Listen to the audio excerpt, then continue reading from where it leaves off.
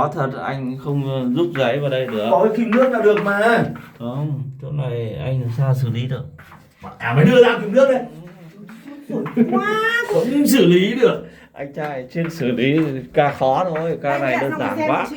Không, mày thay cho anh cái ống này. Thay cho chị cái ống này luôn. Ống trọ xuống đây. Nó đang bị chảy nước ở đấy, tao bịt vào đéo được. Thế à? Cái này anh bịt cái này làm sao được. Thì tao làm, cái này thì tao làm được đấy, nhưng mà thôi mày làm tiện thể là mày làm luôn. Đấy thế thôi. Đây cái khóa tổng trèo lên thế. vào khóa tổng đây xong bắt đầu mới trượt rồi mới ngã. Thế, Trong này có. chị đang đi có việc. Thế thì